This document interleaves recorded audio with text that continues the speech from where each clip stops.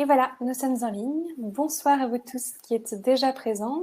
Oh, je vois que vous êtes déjà très nombreux, plus de la moitié des personnes inscrites connectées à 21h pile. Décidément, ce webinaire est attendu. Donc, merci à vous d'être déjà présents pour ce jeudi d'Artege.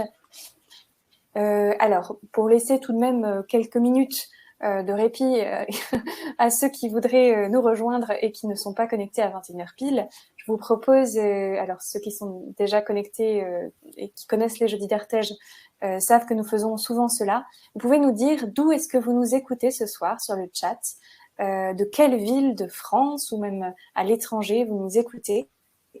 Voilà, ça nous permettra de voyager un peu tout en permettant à ceux qui seraient légèrement en retard de ne pas rater le début du webinaire. Alors, voilà. Donc, si vous voulez nous dire, nous avons Annecy en force, nous précisons. Annecy en force, Annecy. oui. Oui, effectivement, deuxième Annecy. Perpignan, Saint-Maur-des-Fossés, Lille, le Rivier d'Almont, Caen, Vannes, Clamart, d'Orléans, Gérardmer dans les Vosges, Hendaye, je crois qu'on dit comme ça, Thônes, Genève aussi, oui, Bordeaux, Nantes, Versailles, Ferney-Voltaire près de Genève, en effet, Paris, Lyon, Nîmes, Valence, Senlis, Nantes, très bien, les Herbiers en Vendée, pour l'instant, oui. Je crois que nous sommes bien plutôt restés en France pour l'instant. Albi, oui, très bien, bonsoir à vous. Très bien. Alors, Belfort également. On a vraiment toute notre douce France et bien sûr, j'oubliais la Suisse, c'est vrai. La Suisse qui est bien représentée aussi. Perpignan, Quimiac, donc Cesson, Sévigné, Rennes. Metz. Très bien. Alors, c'est vrai que souvent, en plus, quand on a des intervenants qui lisent la messagerie instantanée, ils peuvent voir, voilà. Ils peuvent voir ils peuvent vous reconnaître si vous les connaissez. Donc, ça fait un soutien supplémentaire. Oui. Bonsoir à tous ceux que je connais. Effectivement, il y a beaucoup de noms que je connais et tous ceux aussi que je ne connais pas. Je suis heureuse de faire votre connaissance. Ouais. Alors, il y a aussi Rouen, Saint-Martin-sur-Ouane en Bourgogne. Une personne qui nous dit qu'elle est espagnole. Eh bien, bienvenue. Strasbourg. Est-il possible de revoir cette conférence plus tard? Oui, j'allais le dire. Donc, effectivement, tout ce webinaire est enregistré. Il sera publié bien, dans les jours qui viennent, peut-être dès demain, en tout cas d'ici la semaine prochaine, sur le site des éditions Artege, rubrique webinaire. Vous avez un petit encart qui permet de revoir les webinaires passés. Et vous y aurez accès avec votre adresse mail d'inscription de ce soir, simplement. Voilà. Donc, je pense que nous allons pouvoir commencer, étant donné que le webinaire est enregistré. Ah oui, Arbor, l'Ardèche, Paray-Monial et Lourdes. Ah, c'est beau. Tours. Très bien, merci. Merci à vous d'être avec nous ce soir. Voilà, donc depuis le début des Jeudis d'Artege, nous avons reçu de nombreux autres auteurs, dont Véronique Lévy, sur son livre Cœur de chair, le cœur de l'Église est une femme, le père Joël Guibert sur le combat spirituel et aussi sur les secrets de la sérénité selon saint François de Sales. Nous avons vu aussi Mélita et Pascal Oudot sur le thème Travail et vie de famille, une perspective chrétienne, et bien d'autres encore. Voilà. Donc pour ma part, je m'appelle Lucie, je suis là pour faire le lien entre vous tous qui nous écoutez et l'auteur que nous recevons. Donc je lis tous vos messages sur le chat et lorsque nous aurons terminé la phase d'introduction, qui va durer une demi-heure, eh bien nous aurons un peu moins d'une heure de questions-réponses. Voilà, je prendrai vos questions et je les poserai à l'auteur. Voilà, donc ce soir nous sommes avec Clotilde Margotin. Merci de nous consacrer cette soirée. Merci. Donc, merci à vous tous d'être ici présents. Oui. Voilà, donc vous êtes mariée, mère de 5 enfants et spécialiste en communication, journaliste en radio et TV. Vous êtes aussi accompagnatrice en sortie de crise personnelle à la suite de la guérison de votre dépression. On en parlait tout à l'heure, cela représente un temps dédié, vous avez un temps dédié pour cela dans votre activité professionnelle. Voilà. Donc nous sommes ce soir réunis autour de votre livre, Se relever toujours, qui est ici. Voilà, pour ceux qui ne l'ont pas encore vu. Voilà, donc dans ce livre, c'est à la fois un témoignage, mais aussi un livre où vous nous livrez des clés de sagesse. Vous abordez votre traversée physique et spirituelle de la dépression, voilà, que vous avez vécue il y a quelques années. Alors, je vous laisse maintenant la parole, et pendant que nous vous écouterons, ainsi que je le disais tout à l'heure, je prends toutes les questions que vous tous qui nous écoutez pouvez déjà écrire sur la messagerie instantanée. Voilà, je vous remercie. Merci, bonsoir à tous. Merci d'être présents ce soir. Je suis très heureuse de pouvoir vous présenter ce livre, Se relever toujours, aux éditions Artege. Et je sais que j'ai une petite demi-heure. Je vais essayer de vous présenter ce livre avec les spécificités du livre et puis vous donner des éléments sur comment on peut déceler une dépression.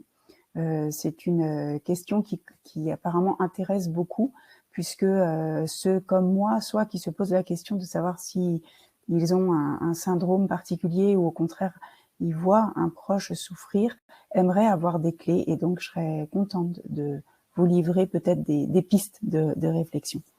Alors, d'abord, ce livre, il faut que vous sachiez que c'est un livre qui n'a pas été écrit très rapidement. Je parle de mon travail en disant que c'est un travail de tortue. Donc il y a 13 ans, j'ai commencé une dépression, je vais aller dans le cœur du sujet un petit peu plus tard, qui a été décelée 2 ans et demi après, qui a été décelée 2 ans après, et j'ai eu 2 ans et demi de traitement. Une fois que j'ai été guérie, le psychiatre m'a demandé d'écrire. Il m'a demandé d'écrire en écho à la première rencontre où il m'avait demandé si j'avais la foi, et je lui avais dit oui, et il m'avait dit « Vous pourrez vous appuyer sur votre foi, ça vous aidera ». Alors en fait, je regarde l'image, mais je devrais vous regarder vous. Voilà. Donc pourquoi, voilà, c'est le psychiatre lui-même qui m'a demandé d'écrire. Il m'a fallu beaucoup de temps, donc presque 10 ans, pour accoucher de ce livre. J'emploie ce terme volontairement. Voilà, parce que il a fallu mettre par écrit les étapes importantes, essayer aussi de donner, de travailler en fait tout ce qui a donné cette dépression. J'ai suivi beaucoup de cours en neurologie, en psychothérapie, et du coup j'ai eu envie de livrer aussi tout ce que j'avais découvert, et puis aussi beaucoup de lectures. C'est donc un sujet que j'ai travaillé pendant de longues années, et mon témoignage est un petit peu un fil directeur, mais à travers mon témoignage, c'est pas de moi que je veux parler, c'est vraiment de vous aider, d'aider ceux qui comme moi ne connaissaient pas cette maladie, à la découvrir, à la déceler, à accompagner. Il y avait une autre chose qui m'apportait beaucoup, c'était que ce soit un guide qui aide. Et mon image est floue, mais je crois que c'est la connexion. Je suis désolée, j'habite un petit peu à l'extérieur d'Annecy et je n'ai pas la fibre. Je suis désolée. Et donc, le but, c'était vraiment d'aider. Et donc, je voulais en faire un manuel, d'où les bonnes adresses à la fin de l'ouvrage. Vous pourrez voir, je donne des livres à lire, des personnes à contacter, des lieux à visiter. Voilà, c'était vraiment dans l'optique de pouvoir donner des clés très concrètes. Il y a autre chose qui est important de savoir, c'est que ce livre est préfacé par un psychiatre et un prêtre. Et c'était vraiment un choix de ma part, un choix auquel je tenais beaucoup, parce que je suis d'une famille très croyante. J'ai une éducation ancrée dans la foi. J'ai une foi vivante depuis que je suis toute petite, un vrai cœur à cœur avec le bon Dieu. Mais la foi seule n'a pas réussi à me guérir de la dépression. Et je crois que si j'avais eu que les médicaments et que les médecins, je n'aurais peut-être pas non plus relevé la tête. Si bien que pour moi, ces deux volets, psychologiques et spirituels, sont deux volets essentiels lorsque nous sommes atteints, touchés par cette maladie. Et je crois même dire que cette maladie dit ce qu'est notre âme, dit les aspirations profondes de notre être. Et autant, je vous dirais, on ne guérit pas seul, il faut se tourner vers un médecin et il faut accepter de prendre des médicaments. De la même façon, je vous dirais, il ne faut pas hésiter à relever la tête et se tourner vers l'espérance. Voilà pour les 2 préfaces de ce livre. Une autre particularité dans mon livre, ce sont les passages en italique. Ces écritures en italique sont une écriture qui date de peu de temps. Ça fait à peu près 2 ans. Lorsque j'ai repris, voilà, je vous disais, j'avais écrit par période. Sur 8 années, j'ai écrit par 4 fois. Et à peu près la 3e fois, donc c'était il y a 2 ans, 2 ans et demi, j'ai repris cet ouvrage et je me suis mise à écrire en italique en me disant, j'ai du recul par rapport à ce que j'ai déjà écrit. J'ai envie d'y ajouter une lecture supplémentaire. Et c'est sans doute ce qui donne à l'ouvrage une espèce de double lecture. À la fois, il y a le récit et puis il y a cette espèce il y a cette prise de recul qui n'est que le fruit, en fait, du temps qui est passé, du temps qui reconstruit, du temps. Et le temps, TEMPS, est fondamental pour se relever toujours. Et puis une dernière chose, ça me tenait vraiment à cœur de pouvoir laisser la parole à mon mari. Nous avons traversé cette épreuve en famille, mais nous l'avons surtout traversée en couple. Nous avons vécu des souffrances différentes. Et lorsqu'il y a 4-5 ans, on a commencé à échanger, puisque je commençais à écrire, je lui demandais de relire. On s'est rendu compte qu'on avait vécu les choses de façon très, très, très différente. Et j'avais vraiment à cœur que mon mari puisse aussi donner sa lecture des choses avec son style à lui. Je suis heureuse parce qu'il y a quand même 3 passages où il parle. Et peut-être que pour certains, vous vous dites que c'est pas beaucoup, mais on va voir ces petits passages. Et je suis heureuse que la personne qui souffre à côté, qui n'est pas malade et qui a un proche, puisse aussi avoir sa voix dans ce livre. Et enfin, vous avez aussi des témoignages de personnes que, pour certaines, j'ai pu accompagner, ou encore qui auraient eu dans leur enfance ou dans leur vie eux-mêmes une maman malade. Voilà. Donc, c'était vraiment important de pouvoir vous donner comme un petit peu un prisme, les différents éclairages, et que ce soit pas juste la voix de la malade qui s'écoute et qui vous livre peut-être ses secrets un peu lourds.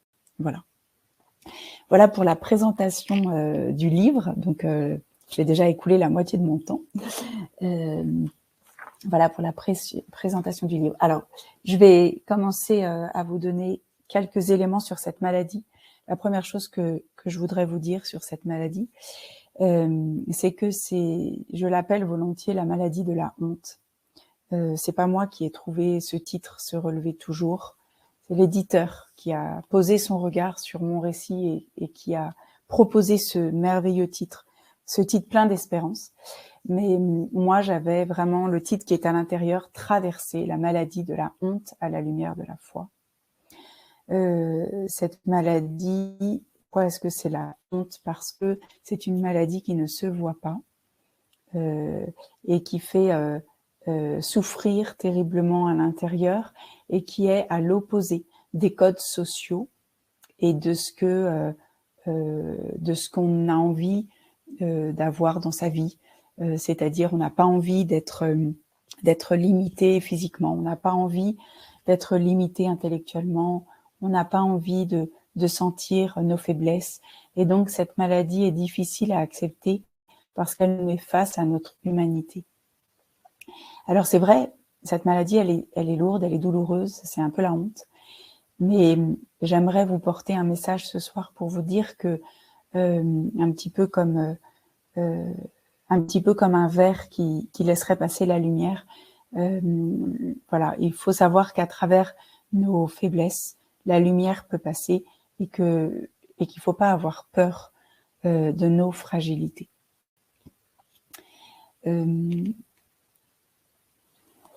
J'imagine que vous allez avoir des questions. Moi, je ne sais pas s'il faut que je parte trop sur les signes. Je vais quand même encore vous donner quelques éléments sur la honte. À propos de, je vous disais que c'est une maladie qui ne se voit pas. Un dernier élément, on a dans notre vocabulaire vraiment une pauvreté des mots. C'est-à-dire que je suis fatiguée, je n'en peux plus, j'en ai ras-le-bol, c'est l'hiver, c'est long. Tout ça, ça fait partie du langage courant.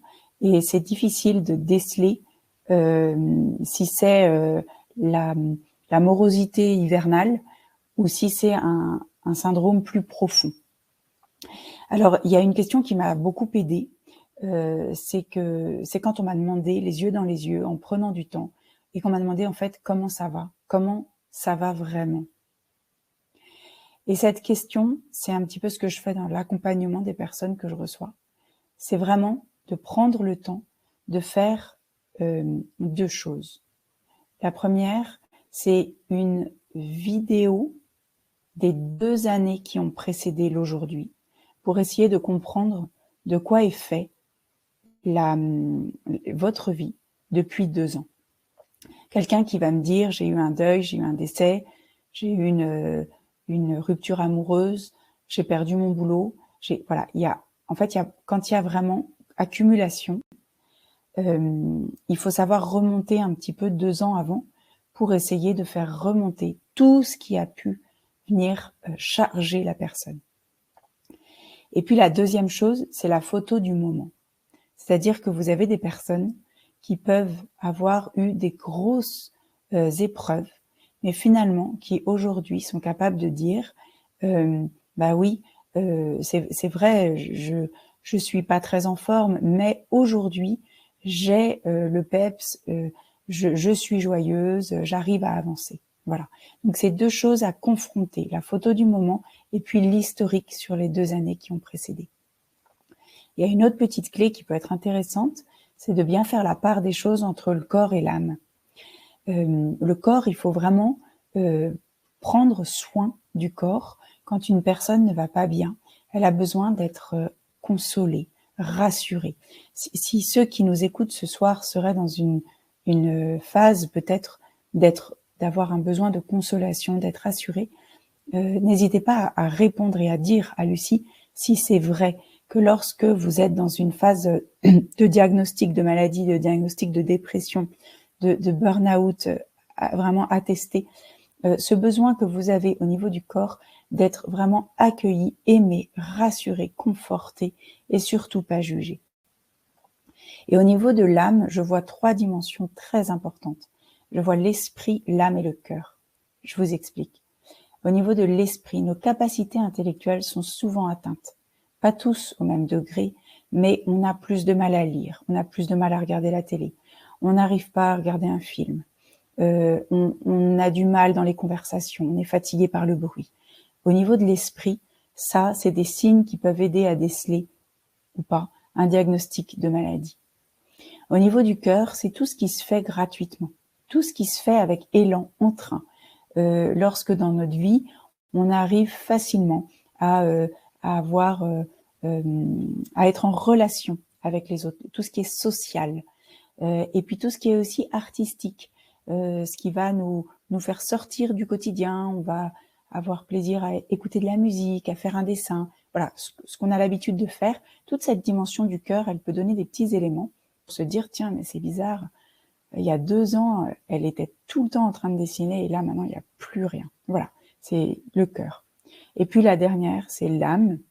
Je dis toujours que on ne peut pas parler à l'âme tant qu'on n'a pas d'abord vérifié que le corps va bien, que l'esprit et le cœur sont en bonne santé. Je pense que c'est ce qui a été le plus difficile dans ma traversée de la dépression, c'est d'entendre Dieu peut tout. Si tu as la foi, il n'y a pas de raison. Bien sûr que tu vas y arriver.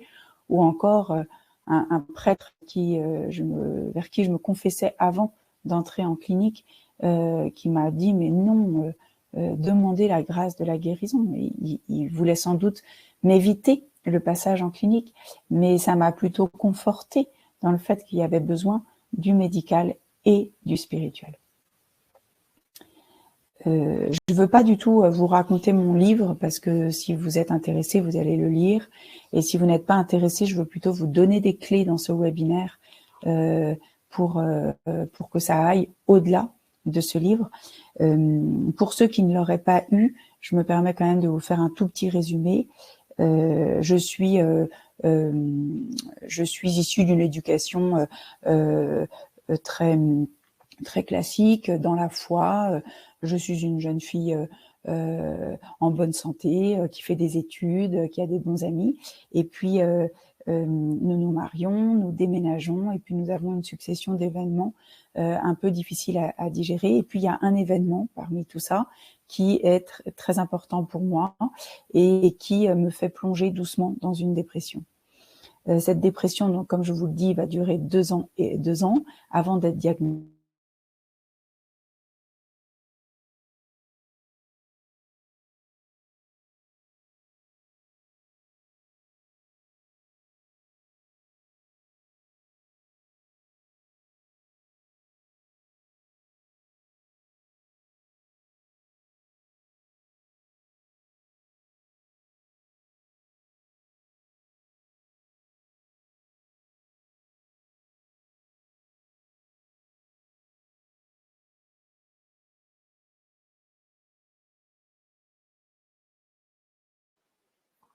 Je crois que nous avons perdu Clotilde. Clotilde, je ne sais pas si vous m'entendez, mais si vous m'entendez, je vais... Voilà. J'allais dire, je vais vous déconnecter et il faudrait que vous rejoigniez la salle. Elle va revenir. Je pense que là, elle s'est rendue compte que ça avait quitté, donc elle va revenir. Elle va revenir d'ici quelques minutes. Voilà. Non, effectivement, pour les personnes qui posent la question, oui, moi aussi j'ai eu une coupure. Au début, je me suis dit, bon, bah, c'est peut-être ma propre connexion. Mais non, visiblement, c'est la connexion de Clotilde. Très bien, elle va revenir. Sachez que je peux toujours prendre vos questions. C'est l'occasion d'y réfléchir si vous en avez déjà, que je pourrais les poser après.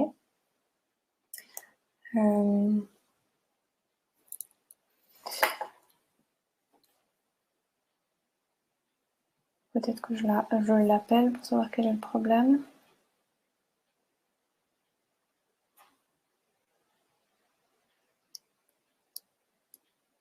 En tout cas, voilà, dans son livre, ce qu'on apprend, c'est que, en tout cas sur sa vie personnelle, donc elle a 5 enfants et elle a aussi, donc elle a fait face à 2 deuils pendant les premières années. Hein, donc elle a eu les naissances de ses enfants. Elle l'explique très bien dans le livre. Et elle a eu aussi donc 2 deuils, le deuil du père de son mari et puis son propre père. Et donc elle travaille beaucoup ce sujet justement du lien aux parents, du lien de voilà, c'est le deuil qu'on doit faire en tant qu'adulte, de ne plus avoir ses parents et parfois de devenir le parent de ses parents. C'est une expression qu'elle utilise. Voilà, donc pour vous donner un petit peu plus de contexte sur le moment de la dépression. Alors, je pense que je vais essayer de l'appeler, parce que là, ça commence à faire un petit peu longtemps. Je prie de m'excuser.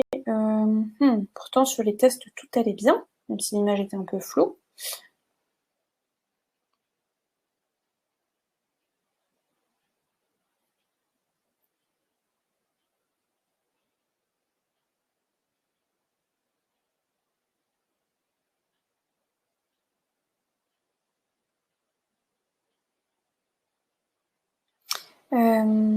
Oui, alors pour ceux qui posent la question, effectivement, le webinaire, enfin le chat, la messagerie instantanée est bien réglée en mode confidentiel, notamment parce que certaines d'entre vous, je vois qu'il y a surtout des femmes, hein, êtes connectées sous vos noms et prénoms, donc pour respect de la confidentialité, il n'y a que moi ou éventuellement Clotilde quand elle, voilà, qui pouvons lire vos questions.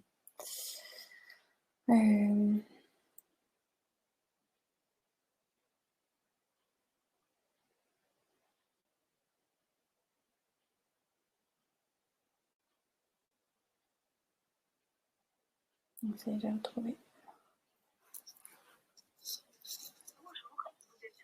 Ok, elle est sur messagerie. Bon.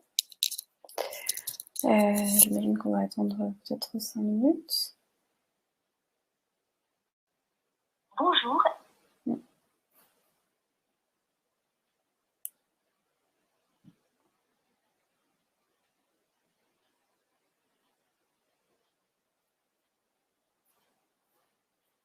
C'est quand même un petit peu étrange.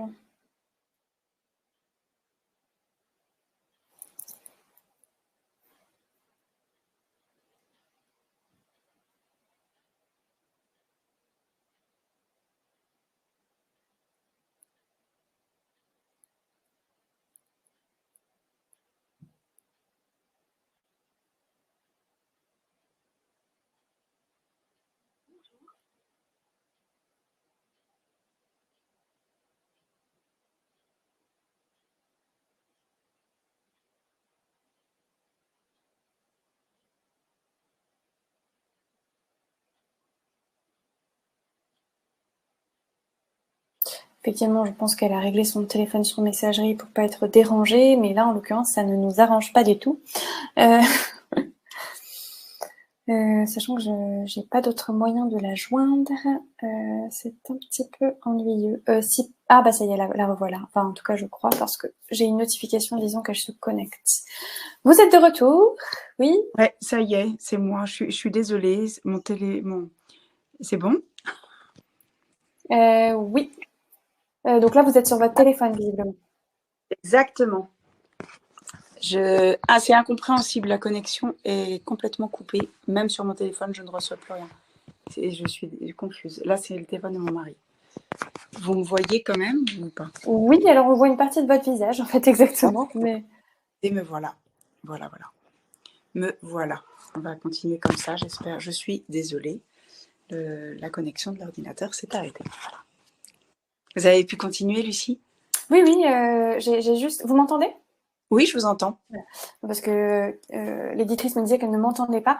Oui, j'ai juste dit en fait que voilà, vous aviez connu 2 deuils, donc celui de votre beau-père et celui de votre père, et que avec la naissance voilà de vos 5 enfants, juste pour reposer un tout petit peu le contexte, Alors, parce que c'est ce que vous étiez en train de faire. oui, quand j'ai eu ces deuils, merci. Quand j'ai eu ces deuils, non. Quand j'ai eu ces deuils, j'avais à l'époque des jeunes enfants. Alors, comme je vous disais, dans le livre, tout est bien expliqué et je ne veux pas redire le livre. Ce que je peux peut-être vous préciser par rapport à cet élément qui a été l'élément déclencheur pour moi de la dépression, c'est que on ne peut pas savoir ce qui va déclencher ou pas une dépression chez quelqu'un. Parce que comment dire, il ne faut pas juger de l'extérieur de la justesse, de la gravité d'un événement. Ce qui pour vous va être dramatique ne va pas forcément l'être pour celui d'à côté. Je vous prends un exemple. Le chômage, pour moi, c'était quelque chose qui était terrifiant quand j'étais jeune. J'avais à côté de moi des épouses qui avaient leur mari au chômage et qui me disaient c'est trop génial, il est au chômage donc il peut m'aider à la maison. Il y a des personnes qui commencent des dépressions parce que justement, elles sont au chômage et du coup, ça enclenche une dépression. Celui d'à côté ne va pas en déclencher une. Donc, il faut casser l'objectif. Il ne faut pas être objectif face à des événements. C'est ça que je voulais dire par rapport à l'écoute. Quand on accueille quelqu'un qui commence à vous confier qu'il va pas bien, qu'il ne sait pas pourquoi, s'il vous dit objectivement, bah, j'ai perdu quelqu'un de proche, ah oui, c'est grave. Et s'il vous dit, bah oui, mais je m'entends plus avec ma voisine, ah bah ça, c'est pas grave, tu peux faire sans. Et c'est ça qu'il faut pas faire. C'est l'écoute avec projection de ce qui est pour nous grave ou pas grave. Donc ça, dans l'écoute et dans l'accompagnement de quelqu'un qui souffre, c'est très important d'être dans l'écoute sans projection. Voilà, l'écoute sans jugement essayez aussi de reformuler ce que la personne vous dit. Et pour moi qui suis journaliste, je peux vous dire que combien de fois on déforme ce qu'on entend, et je le vois dans ces interviews, souvent on me fait repréciser, et heureusement que je reprécise parce que voilà, entre ce qu'on dit et de la façon dont on est compris, parfois c'est pas toujours évident. Donc encore plus pour celui qui souffre et qui aura du mal à mettre des mots sur ce qu'il vit. Je vous ai parlé donc de la maladie de la honte qui me paraît très important. C'est Damien Ricourt, un comédien que j'aimais beaucoup, qui a eu une dépression et qui ensuite a eu un cancer. Malheureusement, il est mort de ce cancer. Et il disait, j'ai eu plus de mal à vivre la dépression parce que j'étais seule. J'étais seule face à cette maladie, en fait j'en avais honte. Et je pense que vivre une dépression ou vivre un cancer du cœur ou vivre, je sais pas moi, avec une jambe cassée, il n'y a pas de hiérarchie dans la maladie, il n'y a pas de hiérarchie dans ce qui est acceptable ou non. On a chacun nos épreuves sur la route, et si ça doit être une épreuve de crise existentielle, d'un burn-out, d'une dépression légère, modérée ou sévère, il n'y a pas de hiérarchie, on a juste à faire face à nos épreuves. Voilà, par rapport aux signes qui alertent sur la dépression, il y a vraiment je vous ai parlé des 4 composantes, je ne sais pas si j'ai été très claire, mais en tout cas, il y a aussi des signes qui sont des questions qui sont toutes simples à poser, des signes qui sont évidents, c'est au niveau du sommeil. Alors surtout, rassurez-vous, toutes les jeunes mamans, si vous êtes là avec des jeunes enfants, c'est pas parce que vous avez mal dormi depuis 6 mois que vous êtes en dépression, pas du tout. Mais la question du sommeil, la question de la fatigue, la question de la tristesse qui s'installe dans la vie, et puis le manque d'entrain aussi à faire des choses qui nous faisaient plaisir et qui ne sont plus source de plaisir. Voilà, déjà ces 4 petites composantes, si elles sont toutes les 4 réunies, et puis si elles s'installent sur plusieurs semaines, voire plusieurs mois, on peut dire qu'il faut être en grande vigilance parce que c'est quand même une voie un peu royale vers l'épuisement. Et puis, il faut faire très attention quand on commence à rentrer dans des signes comme un ralentissement psychomoteur, comme des difficultés attentionnelles et cognitives, et surtout des envies de tristesse. Voilà. Des envies de mort, je veux dire, des envies... Voilà.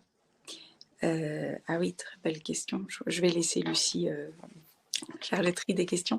Je vous donne une définition qui pour moi est importante, celle de l'OMS. Qu'est-ce que la santé? La santé, c'est un état complet de bien-être physique, mental, social, qui ne consiste pas seulement en une absence de maladie ou d'infirmité.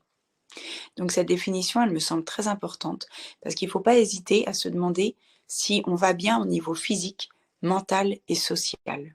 Voilà. C'est pas parce que on n'a pas de maladie qu'on est forcément en bonne santé. Donc cette définition de l'OMS, état de santé complet, de bien-être physique, mental et social. Une autre chose aussi que je voulais vous livrer par rapport au temps qu'il faut pour aux choses à mettre en place pour se soigner. La première chose à accepter, c'est qu'il faut beaucoup de temps. Et le temps fait son œuvre, le temps fait de très belles choses, mais il faut accepter d'avoir devant soi des mois, des années.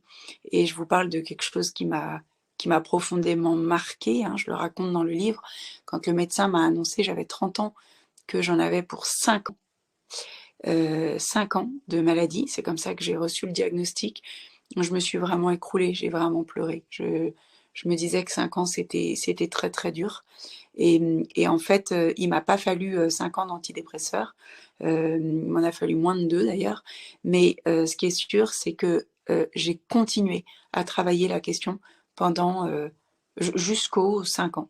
Jusqu'aux 5 ans, jusqu'à la date qu'il m'avait donnée. J'étais peut-être guérie médicalement, mais je sentais qu'il fallait vraiment que j'approfondisse tout ce chemin de reconstruction pour qu'il soit bien solide. Voilà. Pour se soigner, donc le temps, très important. On ne guérit pas seul d'une dépression. Je ne sais pas pourquoi l'image de la psychiatrie est si mauvaise, mais il y a d'excellents psychiatres. Il y en a. Il n'y a pas que ça. Je témoigne aussi dans mon livre. Mais il y a d'excellents psychiatres et il faut savoir se faire aider des médecins, des psychiatres et des médicaments. Il faut savoir aussi aller consulter une psychologue ou un psychologue. C'est vraiment un tandem précieux que de travailler avec le tandem patient-médecin. Ensuite, le malade est acteur de sa maladie et de sa guérison. Et j'aime beaucoup rappeler ça. J'ai eu la chance ce matin d'être interviewée sur France Bleu et une personne a témoigné en disant je suis malade depuis très longtemps et c'est grâce à ma famille que je tiens, ils m'aident beaucoup.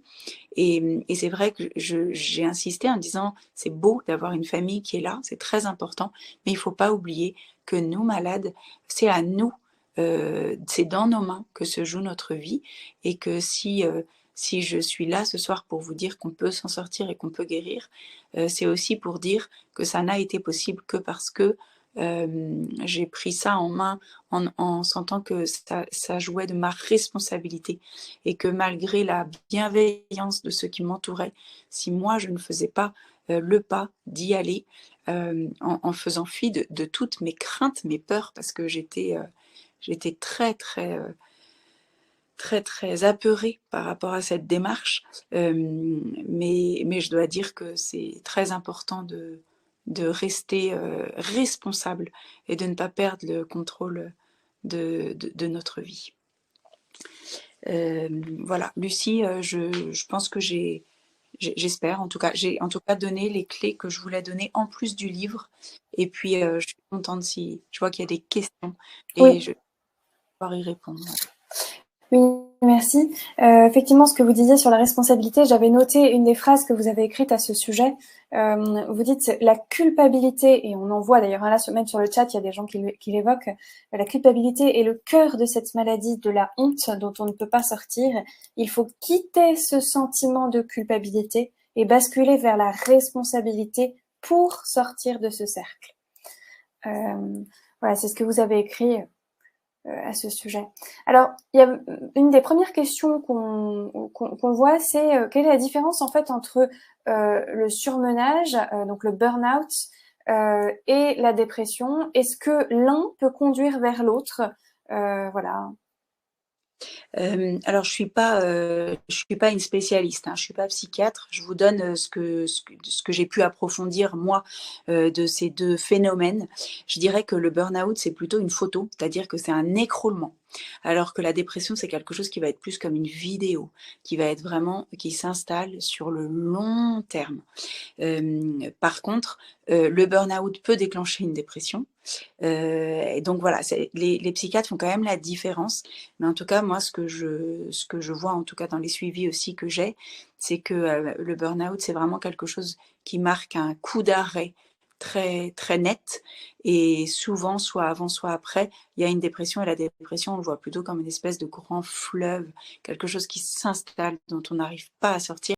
Un peu d'ailleurs comme l'image du chien noir, vous savez, qui s'assied sur vous et qui vous fait pousser, quoi, qui vous fait vivre votre vie à bout de bras. Voilà. Alors, merci. Pardon? Je dis que la personne qui a posé la question n'hésite pas à dire si j'ai bien répondu. Je trouve que c'est important que ceux qui ont des questions aient leurs réponses. Ouais. Merci. Alors, question, que pensez-vous de l'hospitalisation dans le cas d'une profonde dépression? Maman a été hospitalisée pendant plusieurs mois, elle trouvait ses journées interminables, on se sentait si impuissant de la voir dans cet état. Alors, il y a la question de l'hospitalisation, il y a la question aussi de l'entourage. Je crois que la plus grande souffrance de l'entourage, c'est l'impuissance. C'est très bien de noter ça dans cette question. La personne qui pose la question, vous avez tellement raison. C'est l'impuissance. On est meurtri. L'entourage est meurtri parce que l'entourage aime celui qui souffre et il est impuissant. Il ne sait pas comment aider. Il ne sait pas comment répondre. Alors, c'est vrai que j'ai plutôt un discours favorable aux hospitalisations quand elles sont faites dans des cadres très spécialisés. Voilà, j'ai tendance à conseiller des cliniques psychiatriques spécialisées, j'en donne quelques références dans mes bonnes adresses. Malheureusement, l'hôpital aujourd'hui n'a pas assez de moyens pour répondre à ces maladies. Donc je ne sais pas exactement à quoi vous faites référence, si c'est un hôpital ou si c'est une clinique psychiatrique. En tout cas, l'hôpital aujourd'hui, les prises en charge, les moyens ne sont pas là. Ça ne veut pas dire que ça coûte très cher, les moyens à mettre en place, mais c'est aujourd'hui, les retours sont quand même pas très bons. Voilà. Et par rapport à cet accompagnement des personnes qui sont dans cet état-là, qui se sentent tristes, seules, j'ai pas beaucoup de conseils à donner parce que ce que j'ai vécu et ce que je vis avec ceux qui souffrent aujourd'hui, c'est plutôt de rassurer, de dire on est là, on y croit pour toi. La lumière, elle est au bout du tunnel. Tu as fait, en fait, encourager aussi beaucoup le malade ou la personne qui souffre, l'encourager dans ce qu'elle a déjà fait. Il y a une petite phrase dans mon livre où mon mari dit Chloé est allée à la boîte aux lettres, bravo. Et la boîte aux lettres, c'était à peu près à 15 mètres de ma porte d'entrée. Et cette petite phrase, vous voyez, elle m'a fait mal, j'avais pas envie de la laisser dans le livre. Et puis, il a fallu que je fasse ce travail sur moi pour me dire, en fait, ça va aider. Mais oui, ça va aider parce que c'est vrai qu'à un moment, eh ben, on me félicitait d'aller faire 15 pas et d'aller chercher mon courrier. Voilà. Bah oui, je suis passée par là. Donc voilà, pour terminer, encourager la personne qui est malade ou qui souffre dans ce qu'elle fait, même si ça paraît dérisoire, même si c'est rien par rapport à vos folles journées, et ne pas projeter vos journées, votre rythme sur celui du malade, tant qu'il est en paix, tant que, alors c'était peut-être pas forcément le cas de cette maman dont vous parlez, mais en tout cas essayer de favoriser un climat où elle n'aura pas de, où elle ne sera pas perturbée, essayer de lui procurer un climat de paix. Merci. Alors, question qui revient aussi très souvent, comment en parler aux enfants? Alors, nous, on avait donc 4 jeunes enfants. Notre aîné avait 7 ans, 6 ans, et puis 5 et 3 ans. Donc, nos enfants étaient des jeunes enfants. On a décidé de leur parler de la maladie de la fatigue, puisque c'est un mot qui revenait beaucoup. Et puis, du coup, les enfants de cet âge-là ont très bien compris qu'une maman fatiguée, ça se repose. Donc ça peut être allongé, ça peut aller dormir, ça peut faire une sieste. Donc nos enfants n'ont pas été, à les entendre en tout cas, n'ont pas été traumatisés par la maladie en tant que telle, parce que c'était la maladie de la fatigue. Et on avait mis des mots assez simples sur ce qu'on vivait à travers ce terme de la maladie de la fatigue. Je crois que les enfants sont comment dire, perçoivent beaucoup plus que nous les choses. Ma petite fille qui avait 6 ans m'a confié, mais je sais maman que tu es malade, ça va être mieux quand tu seras soignée. C'était évident pour elle, c'était évident que j'étais malade. Donc souvent nous adultes, on a du mal à mettre des mots parce qu'on a l'impression qu'on va leur annoncer des choses. Souvent les enfants le savent déjà. Donc par rapport aux enfants en âge, en tout cas, voilà, en moins de 12 ans, avant l'adolescence, je trouve que ce discours va être très bien reçu. Ce qui est plus compliqué, c'est une fois qu'ils sont adolescents. Et aujourd'hui, nos enfants sont adolescents, puisque l'aîné a 18 ans. Et il a fallu être aussi transparent sur ce sujet. Et je crois que je ne le regrette pas, même si ça a été douloureux il y a 2 ans quand on a expliqué que c'était une dépression et que j'avais eu des envies de me jeter par la fenêtre, on a voulu être transparent avec nos enfants. Et c'est vrai que c'est des choses qui arrivent. Et il vaut mieux, comment dire, je préfère un dialogue franc et ouvert plutôt qu'un secret mal caché. Voilà. Je crois que la vérité en famille fait plus de bien qu'un secret un peu mal caché. Merci. Alors justement, donc autre question au sujet des enfants. Comment avez-vous géré vos enfants pendant votre dépression alors que vous étiez en souffrance et certainement sans énergie? Le plus dur, le plus douloureux, ça a été les 2 années qui ont précédé le diagnostic, parce que je ne savais pas ce dont je souffrais. Donc, ça a été, chaque journée était je faisais l'Everest tous les jours. Je faisais l'Everest. Et pourtant, c'était un rythme d'enfant en bas âge, avec des allers-retours à l'école, des repas, des goûters à donner, des bains. Voilà, vous connaissez ça sans doute pour certaines. Donc ça a été la partie la plus douloureuse, la plus difficile. J'étais sans arrêt dans ma tête et pas avec, avec le réel. Je crois que c'est une des caractéristiques de la maladie, c'est qu'on n'est pas dans le réel. On est vraiment sans arrêt sorti du réel, du concret, par des pensées, par une tristesse qui nous envahit complètement. Et une fois que le diagnostic a été posé, à mon retour de clinique, on a organisé notre vie autour de mes capacités. Donc, par exemple, mes enfants faisaient plus d'activités extrascolaires. J'avais prévu des babysitters qui venaient le soir m'aider. Je prenais des temps que je prenais pas du tout avant, c'est-à-dire que ça m'arrivait de passer 1h30, 2 heures à manger sur mon canapé entre 4h et 6h avec mes enfants autour de moi. Donc on avait des jeux, on faisait des jeux calmes. J'ai modulé ma vie autour de notre vie de famille parce qu'il n'était pas question que ce soit plus moi qui m'en occupe.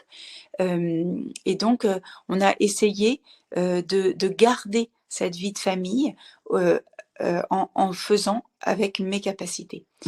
Ça, c'était pour ma partie à moi. Et par contre, j'ai été terriblement aidée, par mon mari, qui prenait le relais le soir quand il rentrait, et le week-end. Et le soir, il rentrait très tard. Donc, c'était le week-end essentiellement. Lui était tout à fait coopérant pour pouvoir se payer des petites babysitters.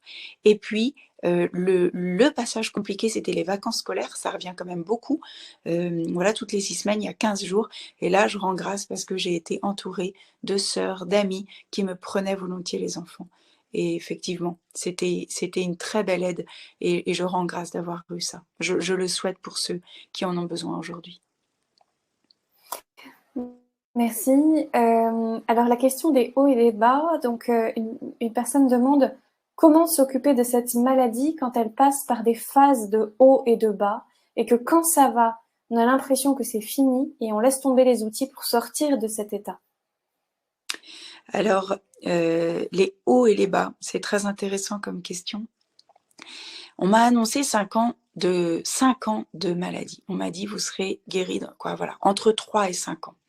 Et c'est vrai que quand à 2 ans, 2 ans et demi, ça commençait à aller bien, qu'on arrêtait les traitements, j'aurais pu tout arrêter et dire, ça y est, ma vie reprend, moi c'est bon. J'ai plus de médicaments, je suis plus malade, c'est terminé. J'ai été mise en garde par mon médecin qui m'a dit c'est vraiment 5 ans quoi. Et donc en fait il me restait 2 ans et demi à tenir. J'avais plus de médicaments, j'avais toutes les bonnes raisons de me dire c'est bon, c'est bon, c'est fini. Et en fait ces 2 ans et demi, j'en ai profité pour approfondir, pour consolider, pour reconstruire, pour préparer la suite. Et j'ai vraiment attendu la fin de ces 5 ans pour reprendre ma vie là où je l'avais laissée en suspens. Donc la question des hauts et des bas, elle est très importante. Mais je pense qu'il vaut mieux un plateau un peu long plutôt qu'un nouveau bas. Donc quand on est en haut et qu'on se dit c'est cool, je vais lâcher, je vous encourage à vous dire non, c'est cool, je vais garder un plateau. Mais dans le but de faire une petite marche supplémentaire un petit peu plus tard. Parce que je vais bien, mais je peux aller encore mieux. Et voilà, et c'est vrai que c'est une certaine exigence, et notamment avec le suivi psychologique qui fait beaucoup de bien. Par exemple, quand il y a le feu, on va voir la psy, elle éteint le feu. Mais si on n'y va plus alors que tout est brûlé, eh ben on ne peut pas réparer. Il faut continuer à la voir même s'il n'y a plus le feu. Merci. Alors, question. C'est vrai que vous dites, vous avez un passage où vous dites que l'épuisement n'arrive pas d'un seul coup. Donc je vous cite, l'épuisement n'arrive pas d'un seul coup. Il s'installe avec un sommeil non réparateur, des temps de repos non ressourçants, des journées trop chargées, le manque d'équilibre et l'absence de détente. C'est une accumulation de facteurs. C'est une abondance de circonstances qui déstabilise un ordre. Alors justement, il y avait une question. Pensez-vous que l'on peut prévenir une dépression? Alors aujourd'hui, oui, je le pense. Et j'espère que mon livre permettra à d'autres de pouvoir dire que ça permet de prévenir des dépressions. Avant d'éditer le livre, j'ai fait relire mon livre par des amis journalistes, par des amis RH, et il y en a une qui m'a dit, tu vois, j'ai eu une carrière dingue. Pendant 15 ans, j'étais directeur RH d'un énorme groupe. Je suis mariée depuis 3 ans, je suis enceinte du 3e. Le fait d'avoir lu ton livre, je me dis j'allais droit dans le mur. Donc, je pense qu'on peut prévenir. On peut prévenir.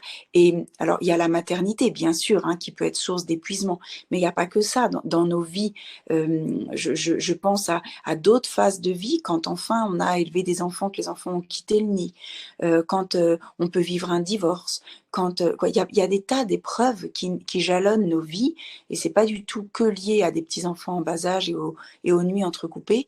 On a des soucis d'adultes, on a des soucis de grands enfants. On peut être amené, ou même encore plus tard, hein, puisqu'il y a des seniors qui vont bien à peu près toute leur vie et qui font une dépression une fois qu'ils sont seniors. Donc, on peut être vraiment touché par ces maladies tout au long de notre vie. J'ai perdu le fil, Lucie. Pouvez-vous me redonner votre question? Oui, est-ce qu'on peut prévenir une dépression? Et oui, donc je pense qu'on peut prévenir, et il y a des indices dans ce livre pour essayer de montrer ce qui pourrait déclencher. Donc je peux le redire un peu rapidement. Au niveau du corps, ce serait vraiment un épuisement d'aller tirer sur ses ressources, de ne pas être vigilante sur des ressources qui pourraient nous redonner le goût de vie. Donc ça, c'est au niveau du cœur. S'écouter, se distraire, se divertir, c'est très important. Ça nourrit l'estime de soi, ça nourrit les capacités de donner. Au niveau de l'esprit, il ne faut pas oublier qu'on a un esprit à faire travailler. Alors, on est tous plus ou moins attirés vers les activités intellectuelles, mais enfin, une bonne pièce de théâtre, eh ben, ça peut nourrir l'esprit. Voilà. Et puis, au niveau de l'âme, ne pas oublier qu'on est âme et qu'il faut prendre des temps de méditation, d'adoration, de contemplation, ce que vous voulez, mais des choses qui vont vous permettre de vous ressourcer avec votre fort intérieur et de nourrir cette vie intérieure. Si, oui, effectivement, je me souviens que parmi les choses que vous avez citées qui vous ont fait du bien, c'était vous avez fait une semaine, je crois, avec votre mari à un moment, et je me souviens, ça m'a marqué parce que vous disiez, si ça avait duré 2 mois et non pas une semaine, peut-être que j'aurais pu éviter l'hospitalisation. Oui, c'est une tentation que j'ai eue à un moment de me dire que tu aurais pu éviter de passer par la clinique. Et c'est vrai que c'est douloureux de relire mon histoire en me disant, en fait, tu as été obligée d'être hospitalisée pour t'en sortir. C'est douloureux, en même temps, c'est la réalité. Je me souviens très bien d'avoir écrit cette phrase parce que, en effet, j'aurais retrouvé le sourire au bout d'un moment. Bien sûr, j'aurais retrouvé le peps, j'aurais retrouvé l'énergie, mais je suis pas sûre qu'il y aurait eu ce livre. Je suis pas sûre que j'aurais été reconstruite comme je l'ai été si j'avais pas eu cette exigence de la part du médecin et du suivi de la clinique et des psychologues pour arriver à ce travail. Oui, il y a des petites choses clés, et on en parlait, Lucie, en amont du webinaire. Quand on commence à sentir une fatigue s'installer, vous voyez, il ne faut pas attendre, il ne faut pas se dire non, mais dans 3 mois, j'ai tel petit moment qui va me ressourcer. Non, c'est la journée, elle fait 24 heures. C'est dans les 24 heures, il faut trouver le temps pour prier, il faut trouver le temps pour faire un peu de sport. Il faut trouver le temps pour se nourrir intellectuellement et se nourrir au niveau du cœur. Et moi, je crois beaucoup dans la plénitude d'une journée et pas du tout sur une année où on se dit, écoute, pendant 6 mois, je fais que bosser. Après, j'ai mes 2 mois de vacances, ça va être génial. Voilà, je pense que non. L'équilibre, il se joue sur les 24 heures, sur l'aujourd'hui. Merci. Alors justement, question sur la foi. Une personne demande en quoi la foi vous a aidé. Vous dites que vous étiez très croyante. Concrètement, qu'est-ce qui vous a aidé? Prière, aller à la messe, confession, relation avec d'autres paroissiens ou retraite? Oui, la foi m'a beaucoup aidée. En fait, j'ai jamais perdu la foi. J'ai une foi très simple, très intime. C'est un cœur à cœur avec le bon Dieu. Et la foi m'a pas quittée, mais par contre, j'ai crié ma colère et mon désespoir. Voilà. Ce que la dépression a étoffé dans ma vie de foi, c'est qu'elle m'a permis de développer une relation plus intime avec d'autres figures spirituelles qui pour moi sont vraiment c'est comme un cœur à cœur avec la Sainte Vierge, avec l'Esprit Saint que je prie énormément, avec le Christ lui-même qui a souffert, qui a été renié.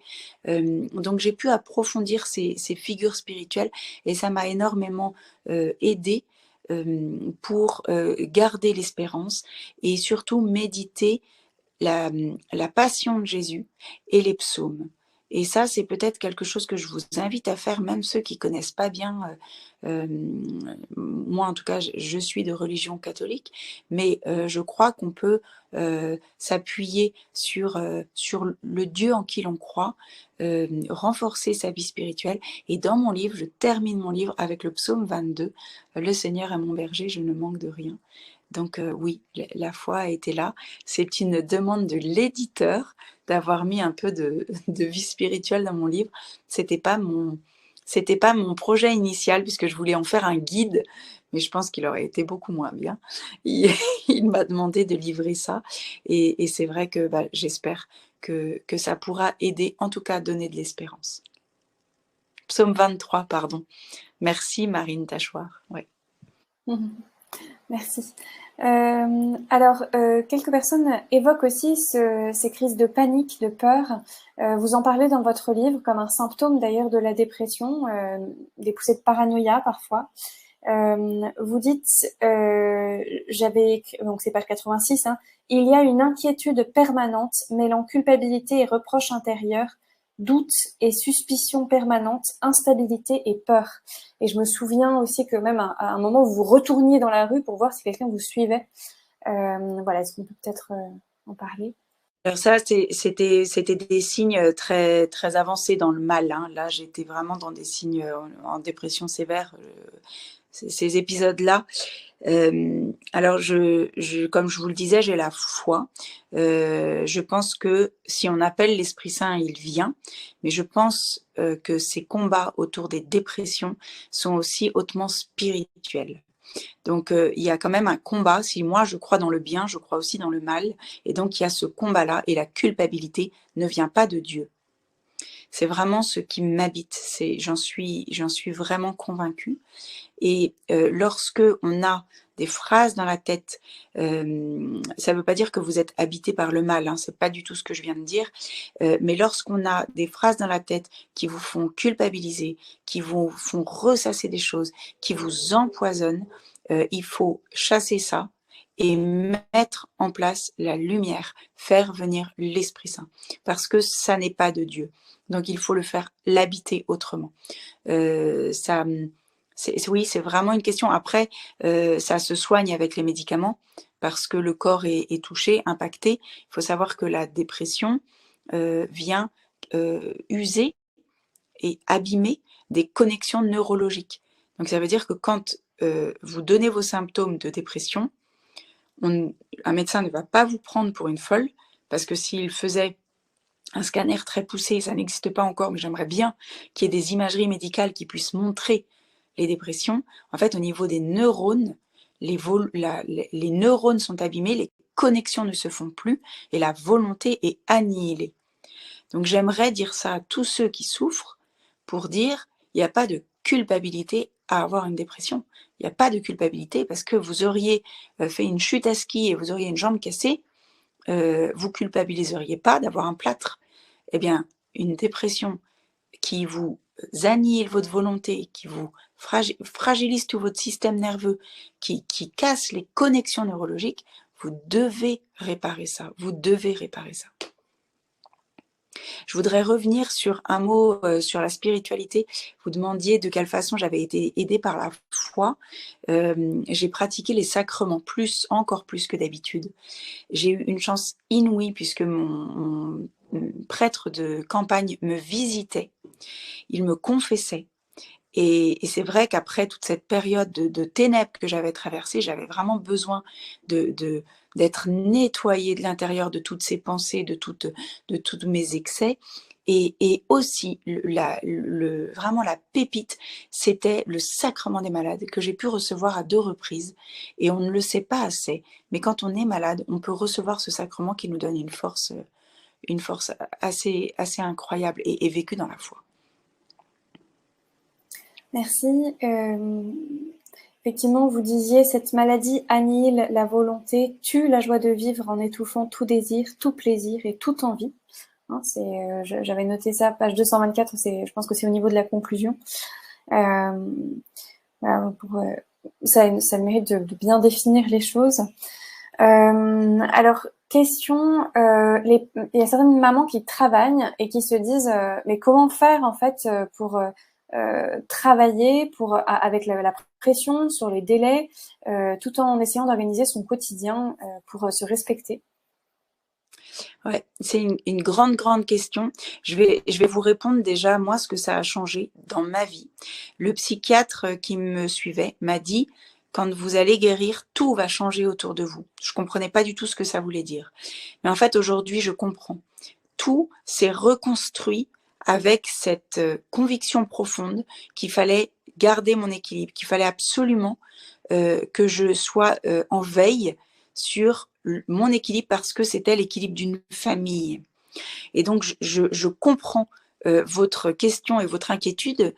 Vous regardez ce webinaire et vous dites, ah bah c'est gentil, en 24 heures, il faut tout mettre. Bah oui, mais moi, mon boulot, c'est 12 heures par jour. Je rentre, j'ai les enfants, j'ai pas le temps. Je comprends très bien. Je crois que déjà, de se poser la question et de remettre les choses à plat, ça prendra peut-être un peu de temps, mais je pense que déjà, les changements, c'est des tout petits changements à mettre en place chaque jour et s'y tenir. Mais quand je dis tout petits changements, les petits changements que vous mettez en place, vous les tenez sur plusieurs semaines, plusieurs mois. Et puis après, vous mettez un deuxième petit changement en place. Il y a des livres, je repense à un livre qui m'a beaucoup aidé, mais il est sorti maintenant il y a longtemps. C'est Oli Pierrot sur l'équilibre de la mère de famille, garder son âme en paix et sa maison en ordre. C'est un titre comme ça. Et elle donne plein de clés. Elle avait ses enfants à la maison. Elle donnait les cours à la maison. Elle donne plein de clés.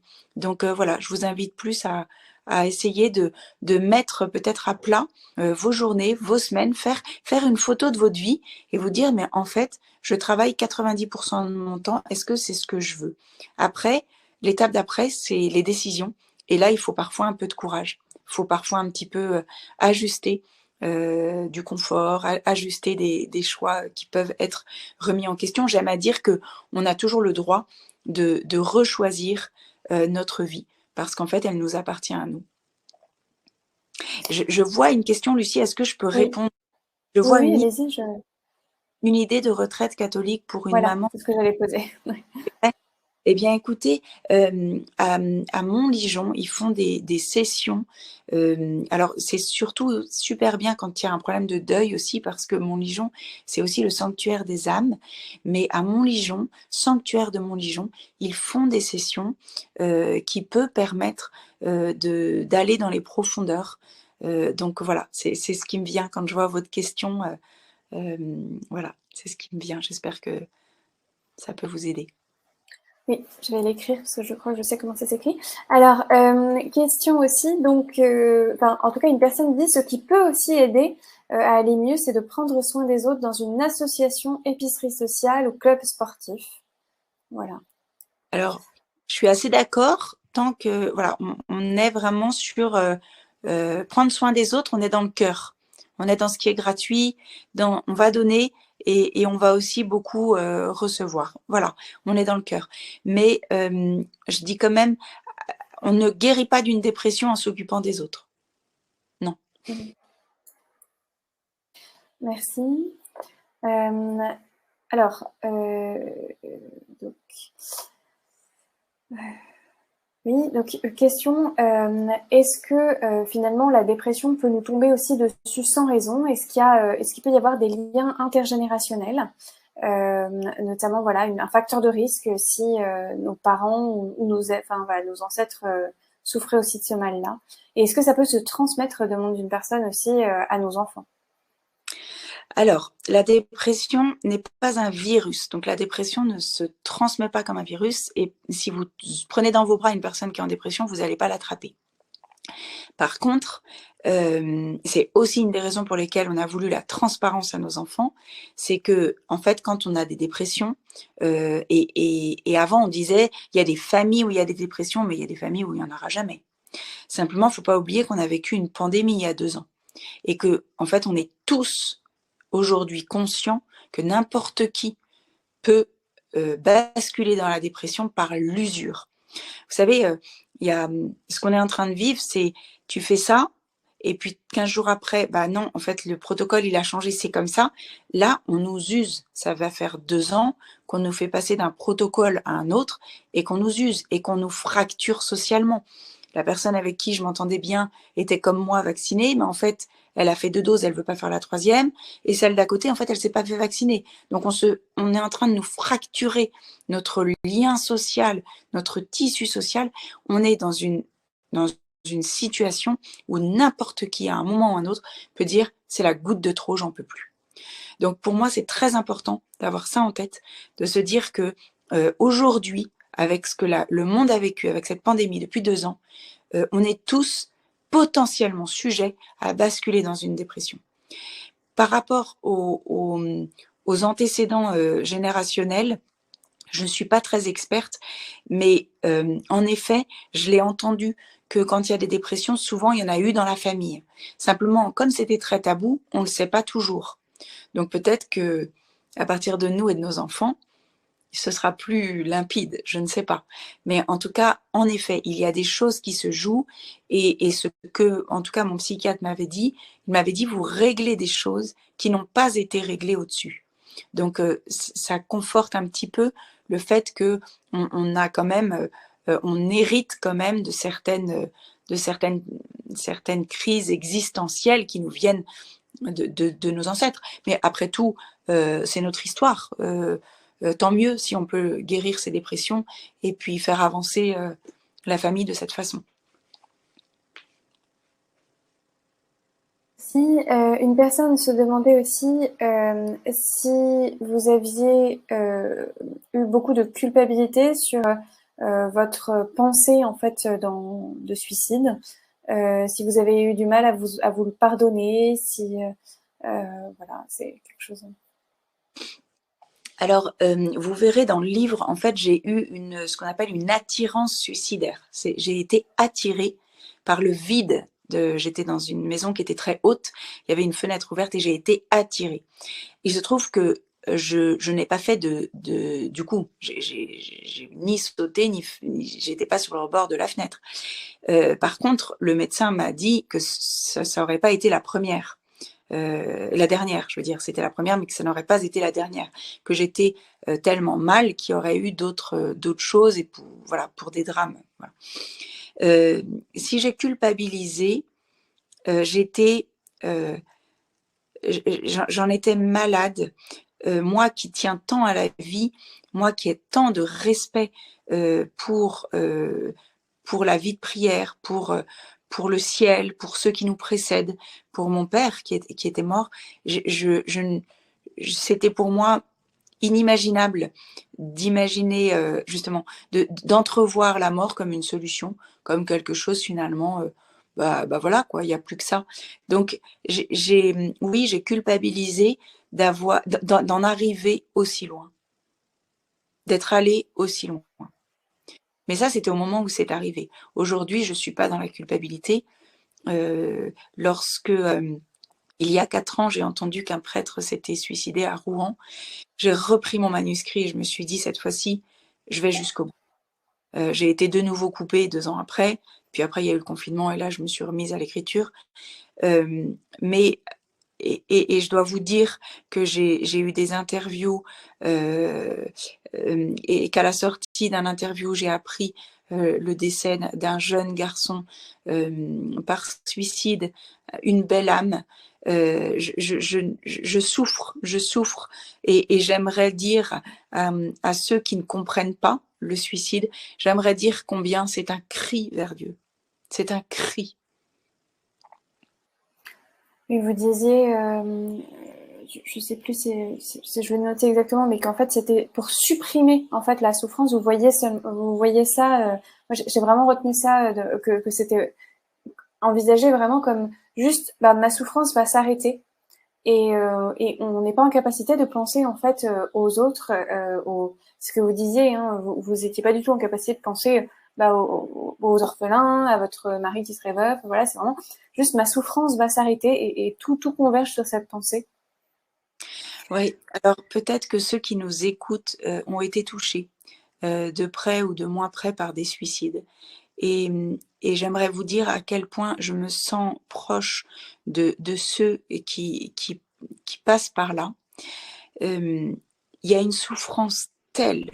Alors, c'est vrai que Stromae l'a chanté en musique, mais il m'a beaucoup touchée finalement, parce qu'il y a une souffrance qui est telle, qui envahit tout l'être. Il y a ce combat entre la conscience et ses paroles, et c'est ce que décrit Stromae. Il y a ce combat entre l'espérance à laquelle veut croire l'âme et la désespérance à laquelle ces ténèbres la tirent. C'est un tiraillement, et face à ça, on voit qu'on fait souffrir tous ceux qui nous entourent, et on aspire à arrêter la souffrance. Et à aucun moment, on arrive à être ni dans le raisonnement, ni même dans la compassion de ceux qui nous aiment et qui seraient tristes. Ça ne nous vient même pas à l'idée. On est centré sur cette souffrance et on aimerait la calmer. Oui. Merci. Alors, autre question. Lorsqu'on a vécu plusieurs deuils éloignés dans le temps, qu'on a vécu une première dépression à l'adolescence, y a-t-il des risques de rechuter après avoir guéri? Garde-t-on une fragilité? Comment savoir si on est guéri ou bien s'il faut encore travailler à se reconstruire? Alors, comment savoir si on est guéri? Quand on a été malade, on sait très bien qu'on guérit. En tout cas, en ce qui me concerne, j'ai plus aucun doute. Déjà médicalement, si on n'a plus de médicaments, et puis après, si on a retrouvé une vie avec toutes ses composantes sociales, intellectuelles, d'équilibre, je pense qu'on peut attester d'une guérison.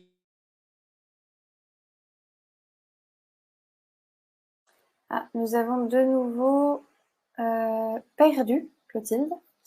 Clotilde, je ne sais pas si vous m'entendez, mais moi je vois que vous avez quitté la salle. Si vous pouvez me dire sur le chat, je pense que c'est le cas. Alors, une des personnes qui est connectée sur le chat me disait qu'elle a trouvé le livre. C'est Oli Pierlot, je vais vous le mettre sur le chat. Donc le livre dont parlait Clotilde tout à l'heure, donc Oli Pierlot, voilà, le temps qu'elle se reconnecte, je pense qu'elle va reprendre le lien sur sa boîte mail et nous rejoindre. Donc oui, le livre dont elle parlait tout à l'heure, voilà, c'est écrit comme ça. Très bien. Ah, voilà, elle est de retour. Bon, je suis désolée, cette fois-ci, c'est l'iPhone qui avait besoin d'être refroidi, vous voyez. On n'a pas fini. Il y a un peu d'opposition. Oui, vous étiez en train de parler de la guérison. Oui, comment savoir quand on est guéri? Donc voilà, j'espère que je ne vous choque pas en vous répondant ça pour la guérison. Mais effectivement, quand on a repris une vie à peu près équilibrée, etc. Après, je pense que c'est important d'être... Quoi, en tout cas, en ce qui me concerne, c'est un sujet maintenant que j'aime bien travailler. C'est-à-dire que on a beaucoup de choses. En fait, c'est une connaissance de la nature humaine. Et moi, j'aime continuer à travailler ce sujet. C'est pas de la vigilance parce qu'aujourd'hui, je l'écris dans ce livre. Je n'ai plus peur. Je me sens complètement réhabilitée. Mais il y a un attrait pour la psychologie, pour l'équilibre. Et je trouve que c'est intéressant de continuer à travailler ces sujets si on a eu un épisode. Et puis surtout, ce qui était intéressant dans votre question, c'est que vous disiez « j'ai eu un épisode à 15 ans ». Il faut savoir que le premier épisode d'une possible dépression va passer à peu près inaperçu parce que le corps aura suffisamment de ressources pour y faire face. Mais c'est souvent au deuxième épisode que on va avoir une surenchère et qui fait que on va peut-être passer par la case médicaments, psychiatre, etc. Donc, j'ose croire qu'on n'est pas obligé d'avoir des rechutes. Mais par contre, si on ne travaille pas assez la question, on risque de repartir sans s'en rendre compte dans une alchimie d'événements, de circonstances, etc., qui vont nous faire replonger. Donc pour moi, c'est l'intérêt d'aller travailler cette question, d'essayer de comprendre d'où c'est venu, comment c'est venu, qu'est-ce qui est venu alourdir, finalement, de confronter ce qu'on est profondément avec la réalité. Moi, en l'occurrence, il y a eu des tests de personnalité et des tests de connaissances, des tests cognitifs qui ont été faits et qui m'ont permis de découvrir un peu comment je fonctionnais intellectuellement, quelle sensibilité j'avais, comment est-ce qu'il fallait que je me préserve et comment je pouvais aujourd'hui construire ma vie au niveau professionnel, amical, social, personnel, de façon équilibrée pour que je sois épanouie, mais en me respectant profondément. Parce que souvent, ceux qui font des dépressions, je ne sais pas si vous allez vous reconnaître, mais ce sont des gens assez idéalistes, qui mettent la barre très haut, qui ne s'écoutent pas trop, qui vivent avec beaucoup de pression, voilà. Et donc, quand on met vraiment le doigt sur tous ces éléments, on ne change pas du jour au lendemain. Il faut vraiment revoir en profondeur sa façon de vivre, d'organiser ses vacances, de sortir en semaine ou pas, de travailler ou pas, de travailler à plein temps ou à mi-temps. Voilà, c'est vraiment des questions hyper concrètes pour avoir une vie consolidée, solide. Voilà. Merci. Que peut-on dire à une personne dépressive quand on va la visiter? Quelles paroles aviez-vous besoin d'entendre? J'ai des frissons juste à entendre la question. On a besoin d'être accueilli et on a besoin d'être aimé. La personne qui souffre va être touchée par des toutes petites attentions, par un climat de bienveillance.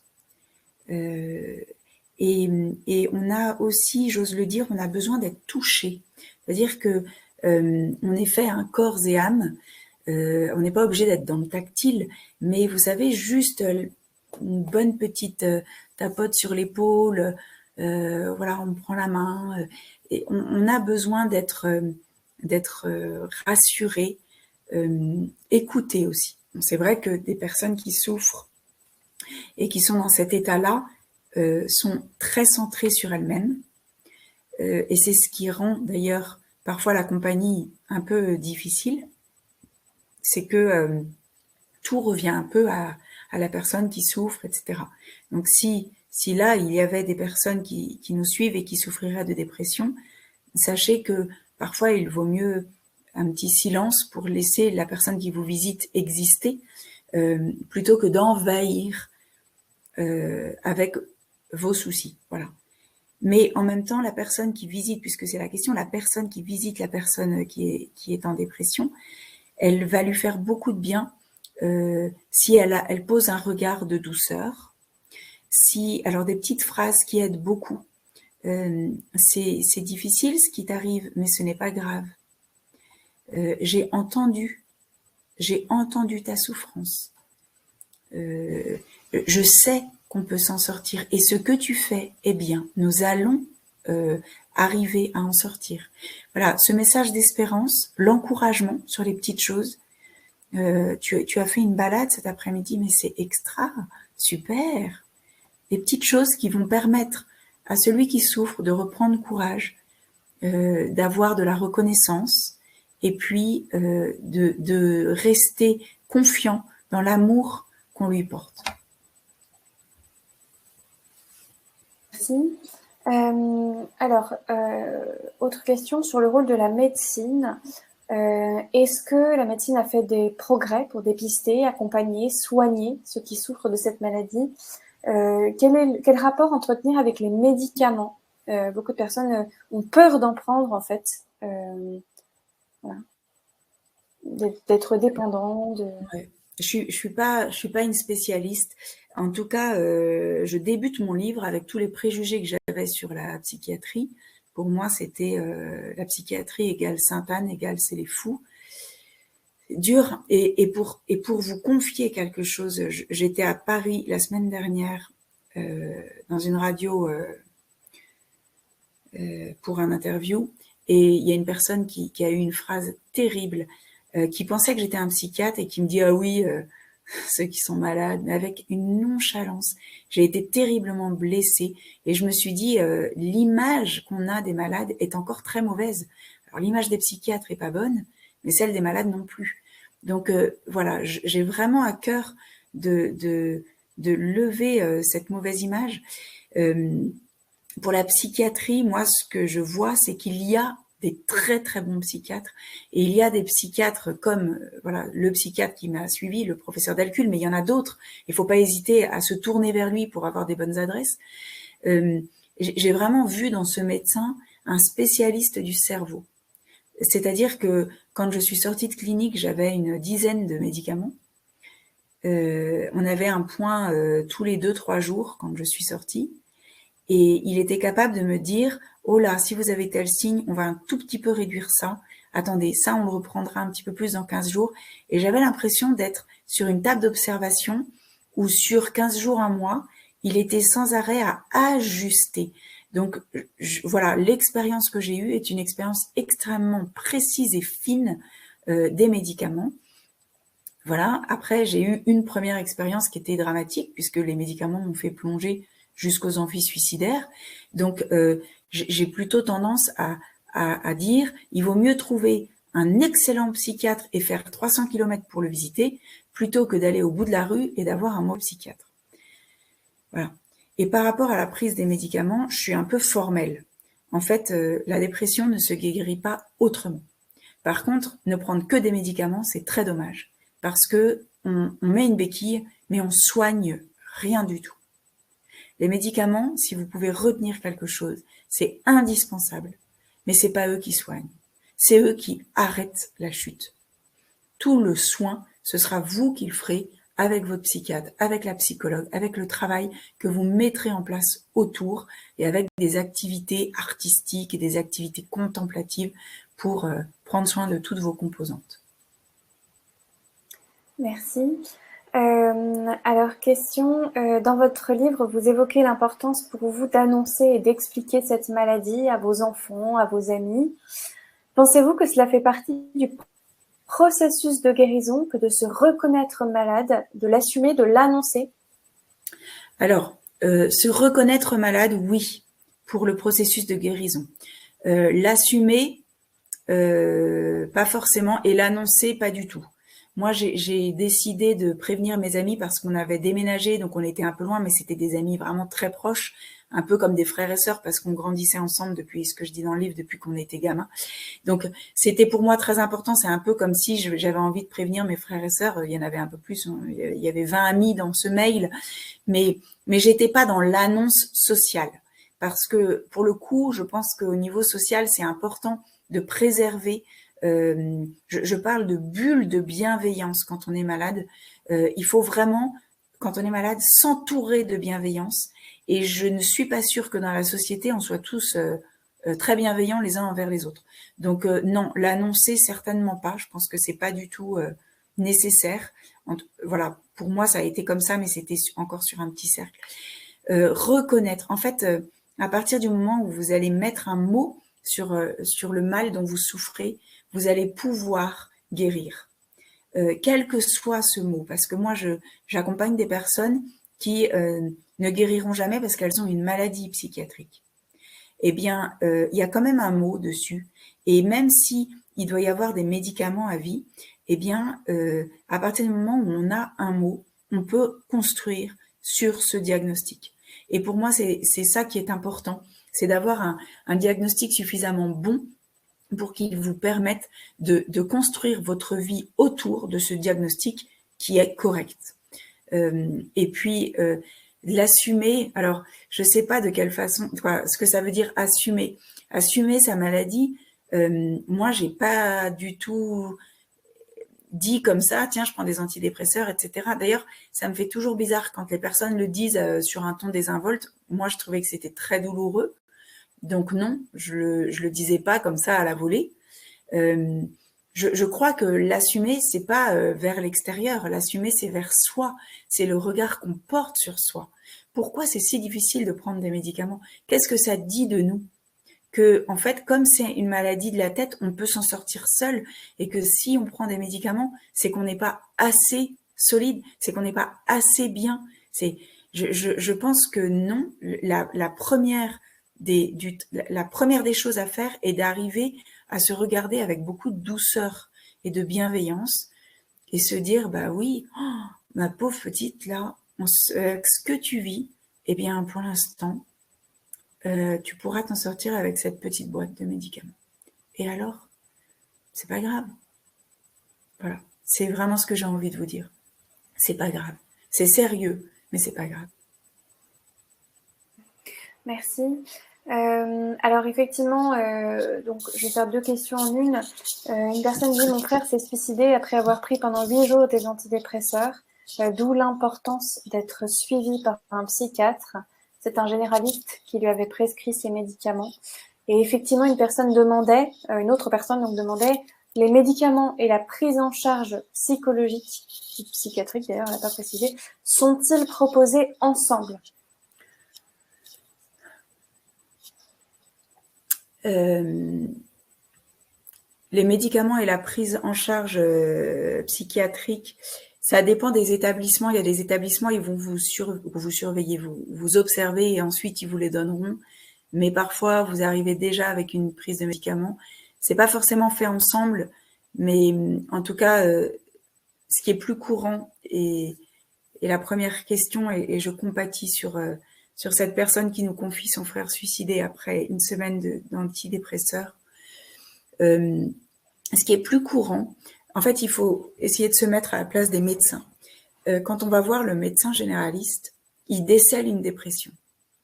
Lui, il n'a pas le temps. Il n'est pas spécialiste. Il veut juste arrêter le feu. Donc, il va donner des antidépresseurs. Ne restez pas avec des antidépresseurs et juste une visite une fois par mois chez le généraliste. C'est beaucoup trop dangereux. Madame, vous avez raison. C'est beaucoup trop dangereux. Il faut consulter un psychiatre. Et si le psychiatre se fait attendre parce que les très bons sont surchargés, il faut absolument voir une psychologue. On ne peut pas rester dans un état de prescription médicale avec des antidépresseurs sans mettre en place une alchimie autour de l'étoile qu'est le malade. Il y a vraiment une constellation à mettre en place pour que cette petite étoile continue de briller. Et effectivement, c'est le parcours du combattant. La prise en charge en France n'est pas du tout à la hauteur des besoins. Les médecins généralistes, d'ailleurs, j'ai été très très encouragée par mes médecins de là où j'habite aujourd'hui, mes médecins généralistes, les pédiatres, etc., qui m'ont demandé, même ma pharmacienne qui a lu mon livre, qui m'encourage et qui me dit: mais si vous saviez comme on a besoin de relais, on est submergé par les demandes, on ne peut pas faire face. Donc c'est une vraie question, ouais. C'est une vraie question, mais en même temps, on guérit pas sans les médicaments. Et en même temps, il faut qu'un médecin vous les prescrive. Donc oui, je n'ai pas vraiment de réponse.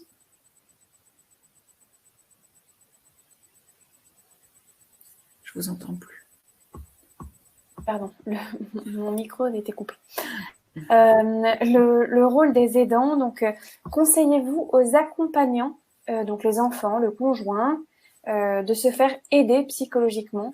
Une personne dit, donc ça c'est une question, et puis une autre qui vient sur le même sujet. On comprend que le soutien sans faille de votre mari a été important pour votre guérison. Lorsque le conjoint s'épuise, ne peut plus offrir de bienveillance, ne peut plus aider le malade, ni lui renvoyer d'estime de soi, que peut-on faire? Voilà, donc, est-ce que vous avez des conseils pour la prise en charge des accompagnants finalement? Alors, à Montligeon, toujours, ils font des sessions aussi pour les accompagnants. Je trouve ça très intéressant, pour les soignants.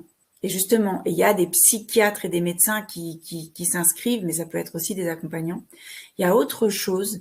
Il y a Hélène Bonhomme, qui est fabuleuse au foyer, qui lance un cycle aussi pour les accompagnants. Donc ça, je trouve ça très intéressant aussi. Il ne faut pas hésiter à se renseigner. Alors, mon mari a été un soutien indéfectible et j'ai vraiment beaucoup de chance. Et en même temps, c'est aussi grâce à lui que je suis allée me faire soigner parce que je tenais beaucoup à lui. Et j'ai senti à un moment que si ça continuait comme ça, il allait plus rester, il allait plus pouvoir durer.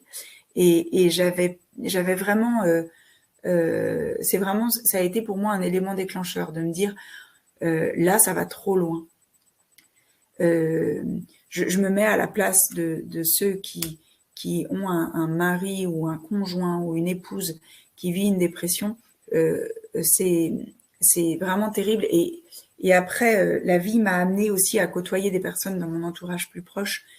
Et il y avait quelque chose que je supportais pas dans cette personne qui souffrait d'une dépression, c'est qu'elle était allongée toute la journée. J'avais envie de la bouger. Et moi, j'étais passée par là. Et le regard que j'avais, c'était oh, c'est insupportable, elle peut pas se lever. Donc j'imagine combien ceux qui ont ça, et mon mari a vécu ça au quotidien, combien c'est douloureux, c'est difficile. Je pense que il faut être à l'écoute de vos besoins profonds. Mon mari est vraiment à l'écoute de ses besoins, pour le coup, là-dessus, il est assez fort. Et il n'hésitait pas à me laisser seule le soir, à aller boire une bière avec des copains, à me laisser seule même le week-end. Il arrivait à caser les enfants, c'était compliqué pour moi, et il partait en montagne.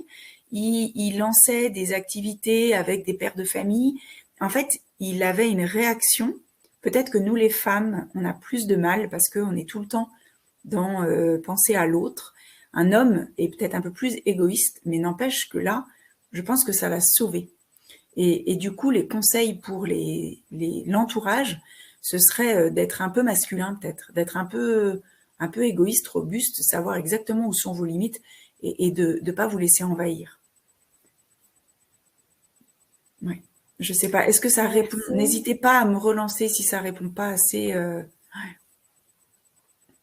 Merci. Et oui, il y avait de l'accompagnement, il y avait de se faire aider psychologiquement. Il y a une question, conseillez-vous aux accompagnants enfants, conjoints, de se faire aider psychologiquement?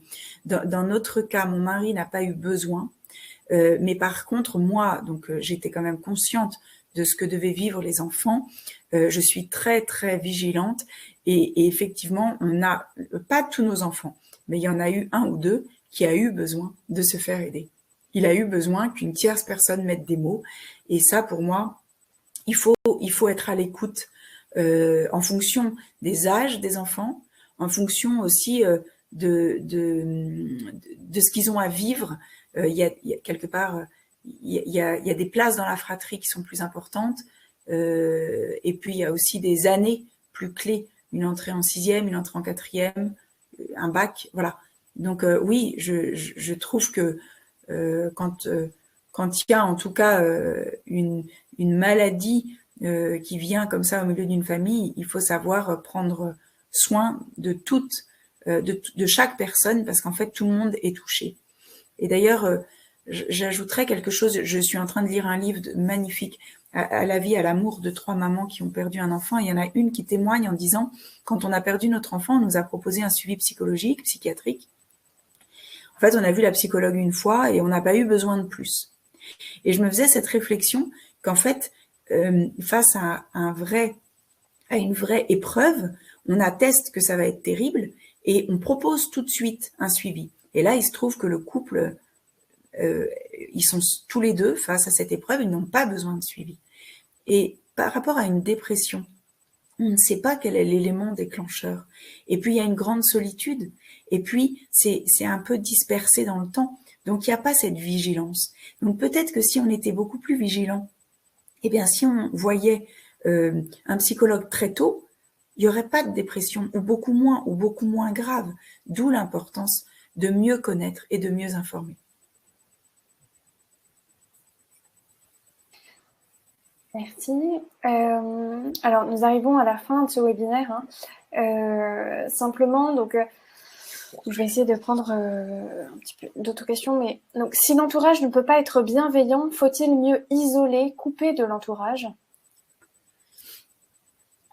C'est très délicat de répondre comme ça, mais en tout cas, ce qui est sûr, c'est qu'un malade de dépression, il a besoin de bienveillance. Donc, je dirais oui. Merci.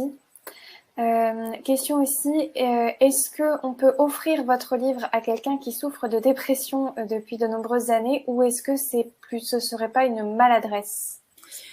Alors, le livre est sorti il n'y a pas très longtemps. Il est sorti le 12 janvier. D'ailleurs, il est déjà en rupture. Je sais que l'éditeur a remis ils ont relancé des commandes parce qu'il était déjà en rupture.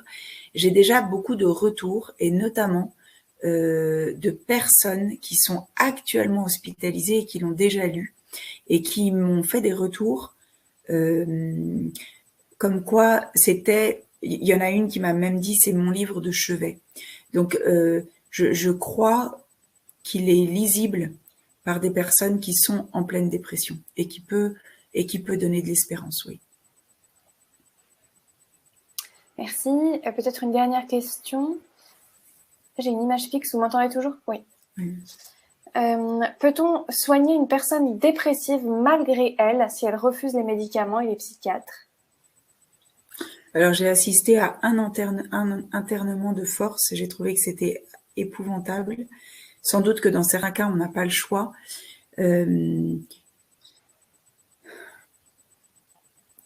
Je suis pas sûre qu'on puisse soigner quelqu'un qui ne veuille pas se faire soigner. Et c'est d'ailleurs la grande difficulté de cette maladie, c'est que l'entourage voit les désastres et la personne qui ne veut pas se faire soigner se coupe en fait d'une possible guérison, se coupe. Simplement, je sais même pas si on peut mettre des antidépresseurs via intraveineuse. Je suis pas du tout médicalisée, je suis pas du tout experte. Mais je crois que la dépression concerne le cerveau et implique tellement tout l'être que sans la coopération du malade, c'est difficile. En tout cas, c'est impossible d'en guérir. Je suis désolée de dire ça, mais oui, je crois. Merci. Voilà, donc les personnes effectivement vous remercient. L'éditrice m'a dit que votre livre était de nouveau en stock. Donc du coup voilà, j'ai remis le lien sur le chat pour ceux qui ne l'ont pas encore et qui auraient envie de le commander. Oui, parce que je crois que le livre a vraiment été conçu pour l'entourage, pour une personne qui aurait eu des épisodes un peu comme ça, pour prévenir ceux, peut-être même des jeunes mamans, puisque j'ai travaillé avec une jeune fille qui avait 23 ans et qui m'a dit non, je suis pas mariée, ça me fait pas peur, mais j'ai trouvé votre ouvrage prévenant, etc. Et aussi des personnes qui sont dans cette traversée, parce que finalement, il y a quand même aussi beaucoup d'explications. Je repense à cette explication sur la nutrition, où je dis qu'il y a 200 millions de neurones dans nos intestins. Donc, il y a aussi tout un travail à faire sur l'alimentation.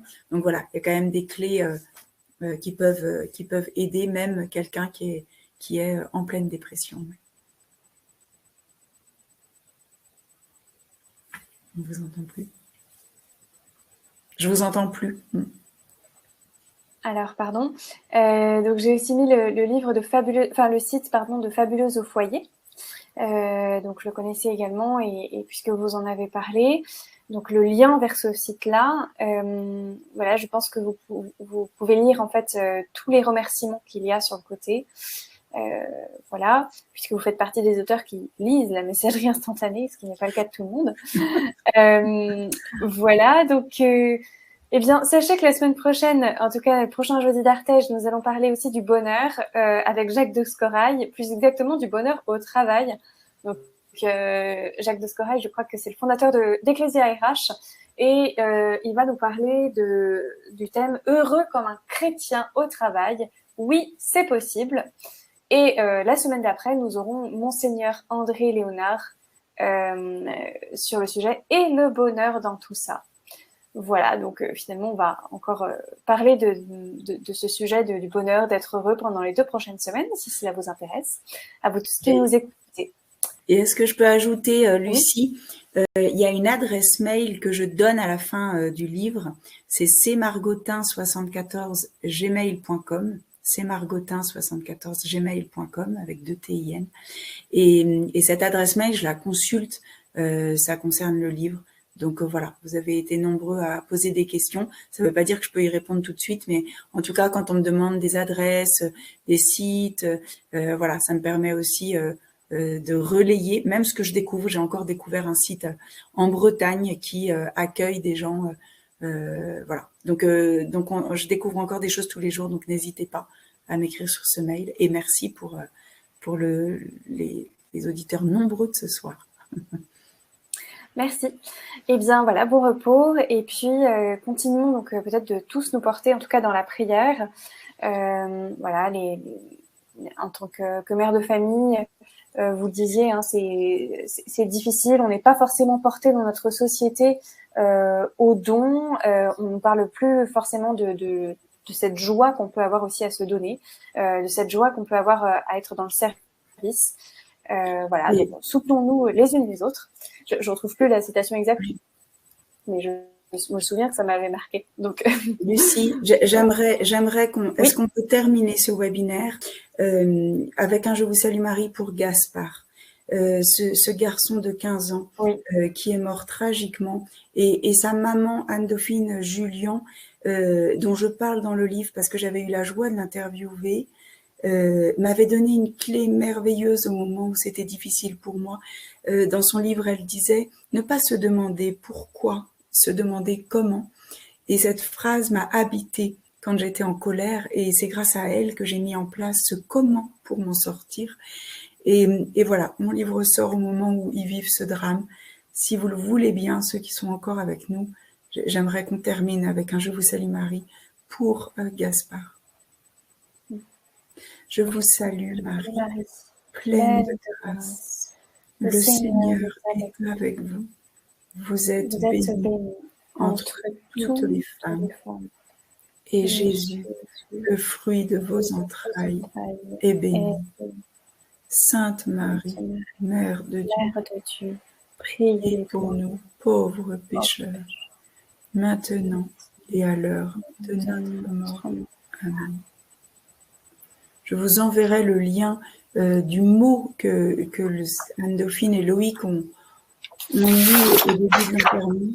C'est bouleversant et c'est un très bel éclairage sur les suicides, un très bel éclairage. Voilà, merci à vous. Merci. Merci, bien, au revoir.